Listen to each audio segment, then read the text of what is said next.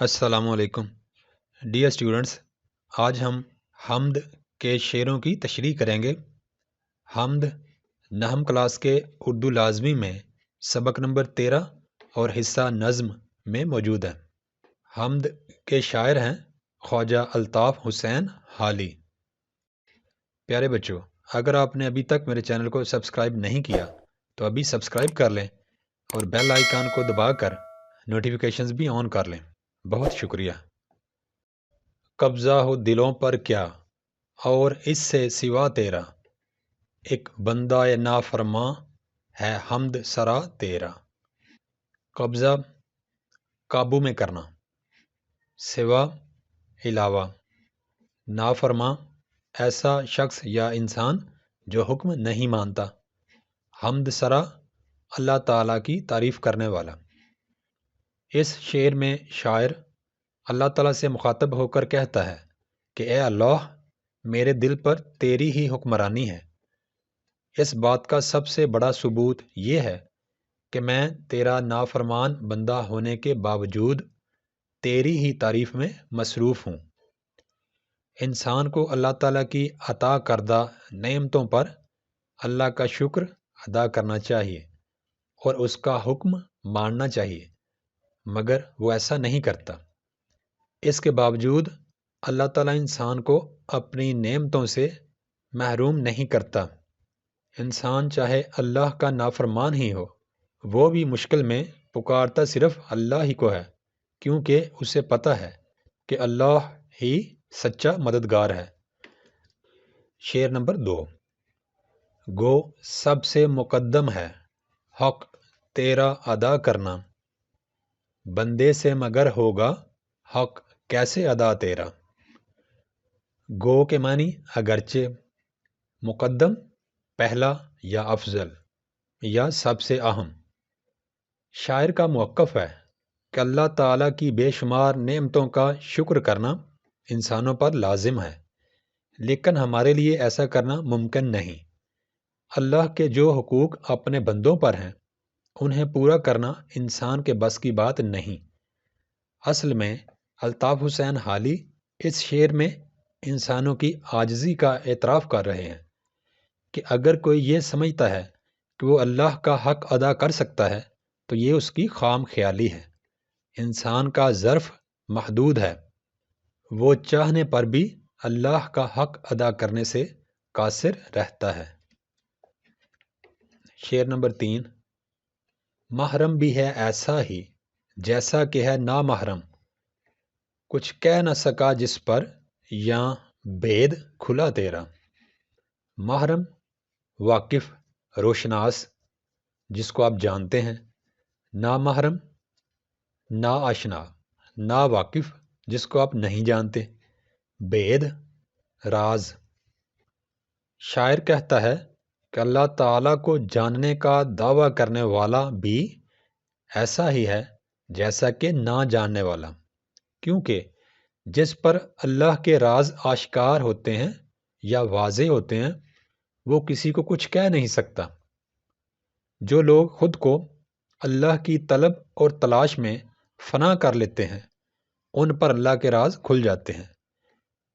وہ اللہ کی ذات میں اس قدر کھو جاتے ہیں کہ باقی ہر چیز سے بیگانے ہو جاتے ہیں، اور جو اللہ کی جستجو نہیں کرتے وہ بھی اصل حقیقت سے بیگانے ہوتے ہیں۔ اسی لیے شاعر کہتا ہے کہ اللہ تعالیٰ کو جاننے والے اور نہ جاننے والے ایک جیسے ہی ہیں۔ شعر نمبر 4۔ جچتا نہیں نظروں میں یا خلعت سلطانی، کملی میں اپنی مگن رہتا ہے گدا تیرا۔ جچتا اچھا لگتا، یا یہاں خلعت سلطانی بادشاہ کی طرف سے دیا گیا قیمتی لباس۔ کملی چادر یا عام لباس۔ مگن مشغول یا مصروف۔ گدا فقیر۔ ایسے بندے جن کی اللہ سے دوستی ہو جاتی ہے ان کی نظر میں دنیاوی شان و شوکت اور انعام و کرام کی کوئی قیمت نہیں ہوتی۔ شاعر کے مطابق اللہ تعالیٰ کے مقرب بندوں کو اپنے معمولی اور عام لباس میں وہ مزہ آتا ہے جو ایک بادشاہ کی طرف سے عطا کردہ قیمتی لباس بھی عطا نہیں کر سکتا۔ اللہ کے دوست دنیاوی آسائشوں اور ظاہری نمود و نمائش کو اچھا نہیں سمجھتے۔ اللہ جس حال میں بھی رکھے وہ اسی میں مست اور مگن رہتے ہیں۔ شعر نمبر 5۔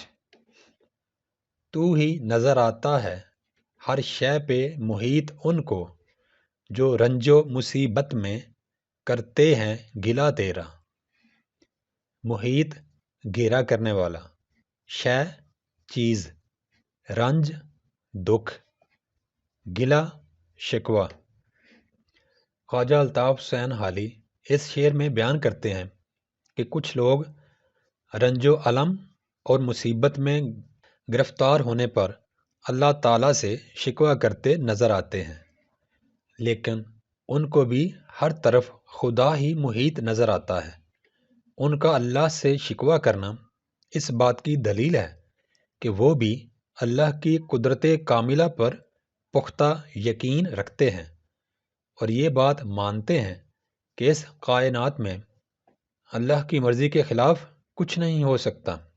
یہ اللہ تعالیٰ کی ہستی کا کمال ہے کہ شکر کرنے والے ہوں یا شکایت کرنے والے، سارے بندے اللہ تعالیٰ کی قدرت و حکمت کا اقرار کرتے ہیں۔ شعر نمبر 6۔ آفاق میں پھیلے گی کب تک نہ مہک تیری، گھر گھر لیے پھرتی ہے پیغام صبا تیرا۔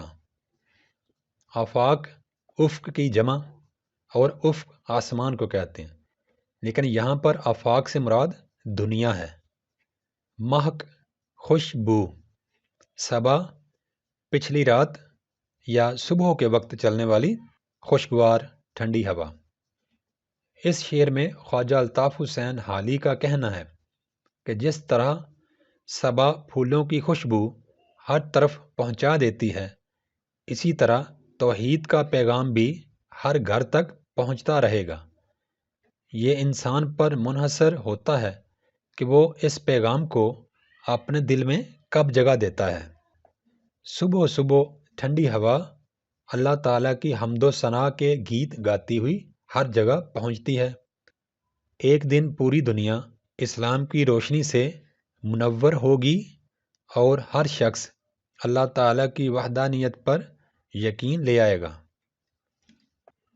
شعر نمبر 7۔ ہر بول تیرا دل سے ٹکرا کے گزرتا ہے، کچھ رنگ بیاں حالی ہے سب سے جدا تیرا۔ بول بات، یہاں پر مراد ہے شعر۔ رنگ بیاں بات کرنے کا انداز یا ڈھنگ، جدا الگ منفرد۔ کچھ لوگ بہترین الفاظ کا چناؤ کر کے بہترین انداز میں اپنی بات دوسروں تک اس طرح پہنچاتے ہیں کہ ان کا بیان دوسروں کے دلوں میں فوری اتر جاتا ہے اور اثر رکھتا ہے۔ بہت کم لوگ بات کرنے کے ڈھنگ سے واقف ہوتے ہیں۔ خواجہ الطاف حسین حالی اس شعر میں کہہ رہے ہیں کہ اے حالی، تیرا بات کرنے کا انداز بڑا دلکش اور خوبصورت ہے۔ تمہاری کہی ہوئی ایک ایک بات سننے والوں کے دلوں کو چھو کر گزرتی ہے اور اثر رکھتی ہے۔